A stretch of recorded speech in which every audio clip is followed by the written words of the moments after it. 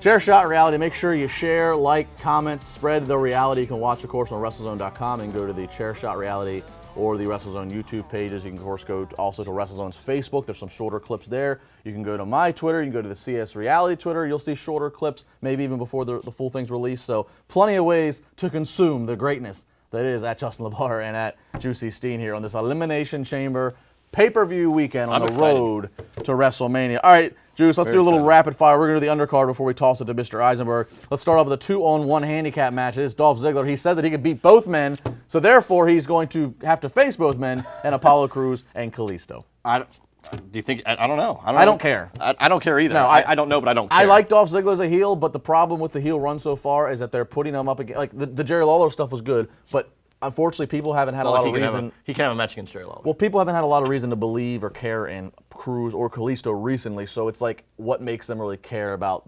Ziggler? I think the whole thing is just purely about Ziggler. These guys just came in and they're just the faces to do it to do with. Do you think Ziggler gets another guy somehow? Someone joins in a tag match? Yeah, I doubt it.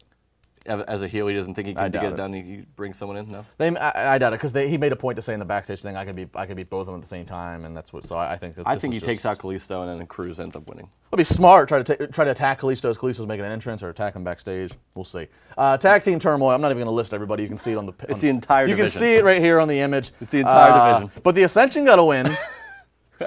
The Ascension are still around. The Ascension getting a win. Bray Wyatt has a chance to win things. Like, this is all. Any chance American Alpha drops this? Or no. Yeah. No.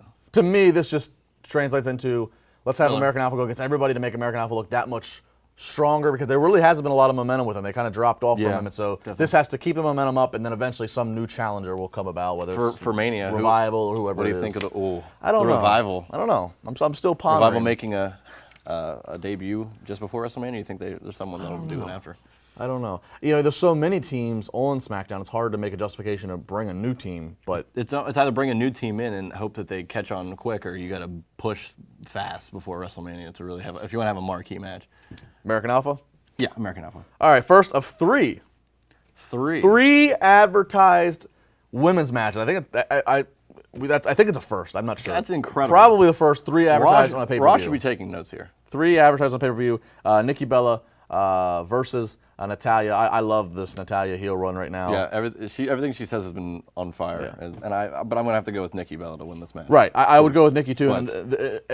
You don't want Natalya's momentum to be stopped as a heel, but at the same time, heel needs to lose. And if Nikki does, if they do have marquee plans for Nikki at WrestleMania, it makes sense that she gets a win here. And she, Natalya needs to be a star, stop the bullying. So we need Nikki to get the closure here. Again, and I like what they've been doing, and they did more on Talking Smack and Natalya beat her up and doing the face-off, and I don't know. I like what they're doing. The three women's matches, and I don't see any problem with either of them. This Nikki versus Natalya is actually the women's match I'm most looking forward to. Same. I mean, and that's not.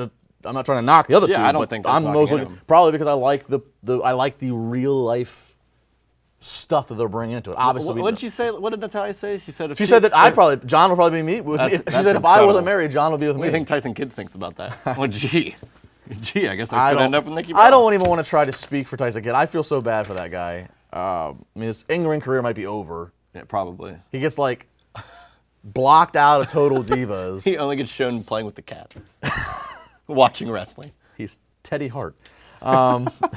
Mickie James versus Becky Lynch, second of three women's matches. This is the one I'm second most excited for. The title match is the one I could just go without because I feel like it's almost a filler because I think Alexa Bliss takes it further. But we're not there yet. But Mickie James and Becky Lynch, it's weird that Mickie James is at an obscurity now. She's full blown on SmackDown's roster, and this is almost like a dream match. Yeah. Like a couple before Mickie James even came in. It's weird.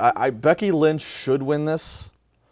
Mickey's back to be the veteran who's putting people over, but I have a weird feeling She's the John Cena. that Mickie is going to win this. Okay. And remember, there's still a long way to Mania, so they're still going to have some sub-feuds, some sub-stories that'll have some payoffs in between now and Mania. Yeah. So I'm going to say Mickie James gets the win, just to kind of reestablish to the audience that I'm going to say Mickie James. So Wrestle Rumble, this might be a big one in Wrestle Rumble if you're making picks. I think Mickie James takes it here. And finally, before we go to Josh, Alexa Bliss defending her SmackDown Women's title up against Naomi.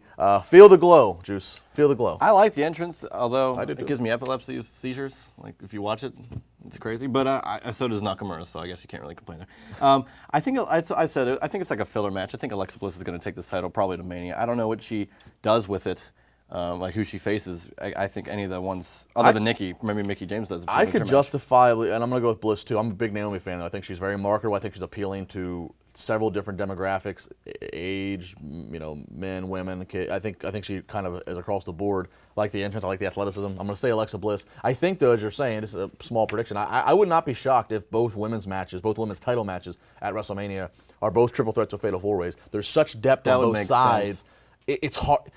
I think with the revolution that's going on, with all the, how 3 women's matches on the pay-per-view, I think it'll be hard to justify relegating a lot of these girls to what they would have in the past, some BS battle royal. So I think getting 8 girls involved in a title match between the 2 brands would be, and then maybe there's even one, maybe there's one separate female grudge match involving somebody. I don't know. Well, that might be with the Nikki Bella Maurice thing. Right. Yeah. I wasn't even counting them. I'm saying if there was, I don't know. Sasha Banks would probably be in a title match. I'm saying if there's some extra grudge match. I get what you're saying. Emelina fights somebody. I don't know. Maybe that's what they're saving Emelina for. Maybe.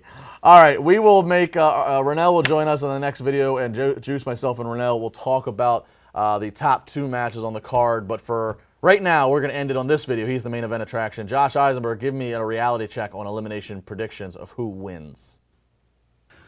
Well, my reality check is going to be a multitude of winners predicted right by this guy, and he takes the throne once again on Wrestle Rumble's predictions. Win myself 2 WrestleMania tickets and $500 cash for that first prize. I'm going to tell you who I might say who I think will win, but take it for your advice. But if I'm not betting on Wrestle Rumble because I'll most likely lose, here is who I would say will become the winners at Elimination Chamber on Sunday. 3 women's matches. Your 3 winners will be Alexa Bliss retaining against Naomi, Nikki Bella finally getting the upper hand against Natalya, and then the surprise, Mickie James over Becky Lynch. I think Mickie James needs a win here, solidifying herself as being one of the best of all time, and what better way than a fan favorite of Becky Lynch. Looking at the tag team turmoil match, there's no doubt in my mind, I would put everything that I owned on American Alpha. Chad Gable and Jason Jordan are thirsting for real competition, and they're not getting it with the Vaudevillains, Breezango, The Ascension, Heath Slater and Ryan. All these teams are horrible. The only team and the only few that I would be slightly interested in is Jimmy and Jey Uso, a heel team that has been very good at kind of treading water over the past couple of months. But I still think Jimmy and Jey have a lot to produce, especially with the new look, the new music, and dastardly heel tactics that they did later in 2016 with American Alpha debuting on the SmackDown Live roster. Dolph Ziggler will pick up a win against Apollo Crews and Kalisto. I think Dolph Ziggler desperately needs somebody of relevance to face to really complete the heel turn run that he is trying to accomplish right now. He's doing heel tactics. He really moves in the ring with a steel chair repeatedly. But nobody cares about Kalisto. Nobody cares about Apollo Crews. Obviously, we're like Helen Keller, and this guy is falling on deaf ears. Looking at Randy Orton versus Luke Harper, I would absolutely love Luke Harper to pick up a victory here, but I think you have to go ahead and say Randy Orton needs every single win possible to build his championship match up to WrestleMania. This is going to be the match of the night in my opinion. I'm excited to see these 2 guys work, and it's been such a long time where we've not seen Luke Harper in singles action on pay-per-view doing what he does best, fighting like a cruiserweight, looking like a heavyweight. And that brings us to the Elimination Chamber match. John Cena, The Miz, Dean Ambrose, Baron Corbin, Bray Wyatt, AJ Styles. There's so many options, but when you look at the Royal Rumble winner, when you look at who else is in here, you get 2 options in my opinion. First, you get Bray Wyatt because the storyline is right there at the palm of SmackDown's hands. And I think WWE thinks John Cena and AJ Styles, they're already above a championship match at WrestleMania, which I disagree with because I think AJ Styles should be champion. But the wild card, the underdog, if you want to call it, is the guy who just dropped the championship. How great would it be if we did see AJ Styles versus Randy Orton, an excellent clinic inside the squared circle in front of 60,000 fans in Orlando? I would sign up for that match. I would love to see the progression of that. But when I think of Elimination Chamber and I think of a potential new champion, those are the two guys I see the options with. But don't be surprised if the main event for SmackDown Live for the WWE World Championship at WrestleMania consists of more than 2 superstars. Chairshot Reality episode 351 all weekend long. We are not done. Coming up, the boys are back in studio to wrap up the weekend.